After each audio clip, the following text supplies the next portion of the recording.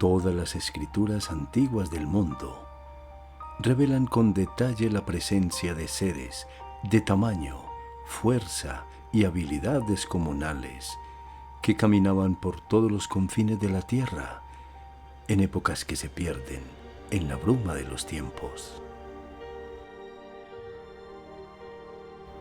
Incluso también en el Génesis de la Biblia se menciona a los gigantes que caminaron sobre la tierra en la antigüedad.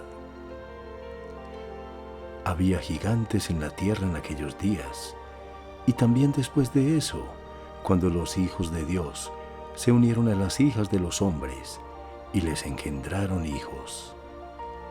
Y estos se convirtieron en los héroes y guerreros famosos de los tiempos antiguos.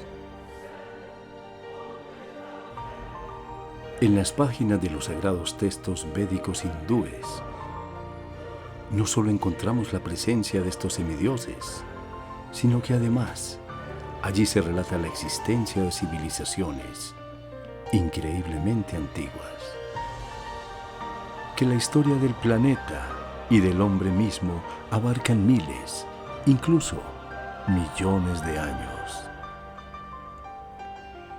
Estos dos temas, la ciencia ortodoxa y los libros de historia, les cierran sus oídos, ni los consideran siquiera, los rechazan furiosamente. Así como hay estaciones en el año, también hay 4 estaciones cósmicas, conocidas con el nombre de yugas. Entre cada yuga hay una disolución parcial del mundo, donde es destruido por inundaciones, incendios y otros desastres naturales. La era actual se llama Kali Yuga y comenzó hace 5117 años. El actual Kali Yuga es una época de maldad, egoísmo y destrucción. Los Vedas dicen que los seres celestiales que en eras antiguas solían visitar la tierra, hoy la evitan debido a la oscuridad de la era de Kali Yuga.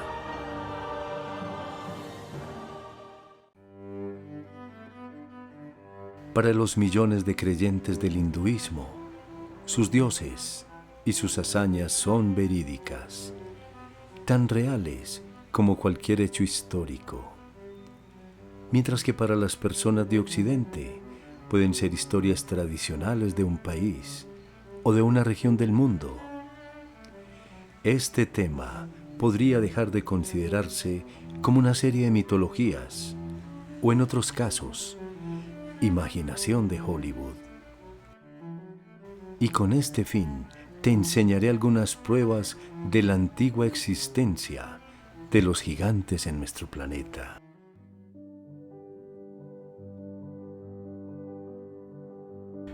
La huella de Adán, una huella sagrada. En el Corán se relata que Dios envió al ángel de la muerte para recoger el polvo de la tierra. Los diversos colores de la piel de las personas se deben a los diferentes colores de la tierra que se usaron para crear al padre Adán. Adán fue el padre de la humanidad y para el mundo musulmán, su primer profeta. Medía cerca de 11 metros de altura y vivió 960 años. Eva tuvo 120 embarazos de Adán y siempre nacían gemelos, hombre y mujer. La tradición musulmana dice que tras la expulsión del paraíso, al llegar a la tierra, posó por primera vez su pie en la cumbre que hoy lleva su nombre. Es una montaña sagrada y sitio de peregrinación ubicada al centro sur de la isla de Sri Lanka. Congrega cada año a miles y miles de peregrinos que por lo menos una vez en sus vidas la visitan. Ascienden durante toda la noche para con los primeros rayos del sol conocer una huella de 1,67 m de largo. En la cima hay un pequeño templo budista y un santuario que la alberga. Este pico es considerado santo por las 4 principales religiones de la tierra: budismo, cristianismo, islamismo e hinduismo. Y cada una de ellas tiene su versión para adorar a esta pisada celestial. Aunque la tradición local habla que esa huella está desde tiempos inmemoriales, mucho antes de que cualquiera de estas religiones existiera. Por si el lugar no tuviera ya suficiente encanto, se dice que a esta montaña vienen a morir todas las mariposas de la isla. Las huellas del templo de Ain Dara. Ain Dara es un pequeño pueblo en el noroeste de Alepo, Siria. El templo fue descubierto en 1955, cuando se encontró de forma accidental un colosal león de basalto. Estas huellas talladas a la entrada del templo no parecen ser huellas reales, o sea, no son el resultado de las pisadas de un ser divino, sino que fueron talladas por sus mismos constructores, que quizás querían hacer un homenaje a la altura y el poder de esta deidad. Mide casi 1 metro de longitud. Pueden haber sido talladas para mostrar la presencia del Dios residente cuando entraba a su propio templo y se acercaba al trono en el santuario interior.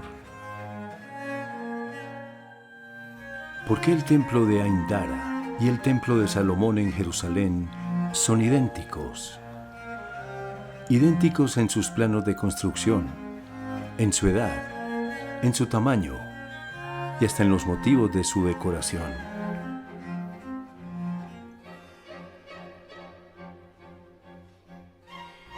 Los Paiute, una tribu indígena nativa americana del norte de Nevada, tienen una tradición oral que les relataron a los primeros colonos blancos de la zona sobre una raza de gigantes pelirrojos a los que sus antepasados se referían como los Siteka.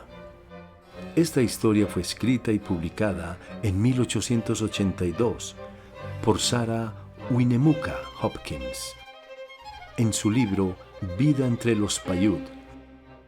Estos gigantes fueron descritos como viciosos, hostiles y caníbales.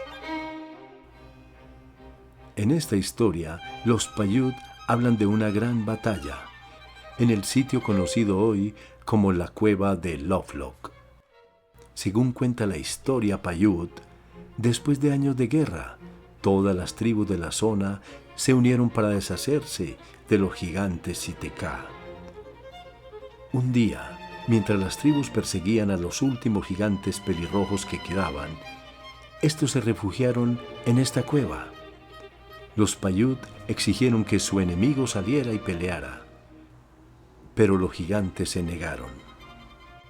La coalición de tribus procedió a dispararles flechas mientras encendían un gran fuego en la boca de la cueva. Este humo expulsó a unos pocos que murieron en una lluvia de flechas, mientras que el resto fueron quemados vivos o asfixiados. Hoy en día se exhiben en el Museo Winnemucca 4 cráneos y un juego de sandalias, todas de tallas enormes. La cueva Lovelock, a pesar de años de destrucción, fue designada oficialmente como sitio histórico en 1984. Lo irónico es que el gobierno de los Estados Unidos rinde así un tributo a la memoria de un pueblo de gigantes, de cabellos rojos. El relato del viaje de Fernando de Magallanes alrededor del mundo fue escrito por Antonio Pigafetta, uno de los pocos supervivientes de la expedición. En la crónica se afirma haberlos visto en la costa de la bahía de San Julián, en el otoño austral de 1520. Un día en que menos lo esperábamos, se nos presentaron algunos hombres de estatura gigantesca. Estaban en la playa, casi desnudos. andaban por la ribera recogiendo las conchas que por allí habían. El comandante envió a tierra 7 de los marineros con orden de que hiciesen demostraciones en señal de amistad y de paz. Les mostraron unos papeles pintados y les hicieron sonar campanillas y cascabeles para atraer su atención, a lo cual los indios comenzaron a saltar y a cantar y a hacer alegrías y a dar muestras de placer y a saludar, según su manera, a los nuestros. Al vernos, levantaban un dedo hacia lo alto. Querían, sin duda, significarnos que pensaban que habíamos descendido del cielo. Estos hombres eran tan altos que nuestras cabezas apenas le llegaban a sus cinturas. Eran hombres bien formados, con el rostro ancho y teñido de rojo. Aquellos exploradores quedaron asombrados por las huellas de sus pies, las que artificialmente eran amplificadas por las pieles que les servían de calzado, pero que de todos modos eran mucho mayores que los de los europeos de entonces. Fernando de Magallanes llamó a este pueblo Patagones, es decir, de pies grandes. Finalmente, el nombre de Patagonia se impuso, al igual que la idea de que los habitantes locales eran gigantes.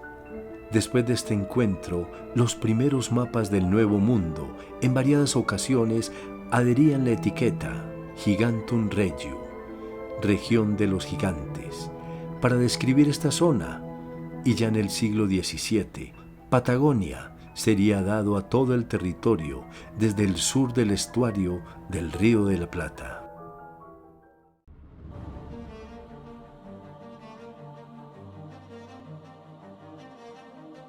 Tal vez algún día, en un acto de contrición, la ciencia reconozca la existencia de los gigantes. El problema para la ciencia es que al reconocer la existencia de los gigantes, acepta también la de otros seres fantásticos que tienen su origen en el agua, bajo la tierra, el firmamento y del fuego mismo.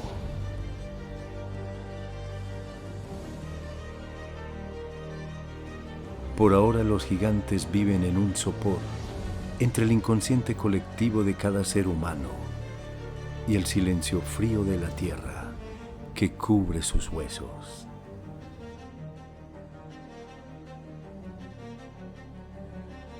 La Cofradía, taller de historias, narración de temas inusuales.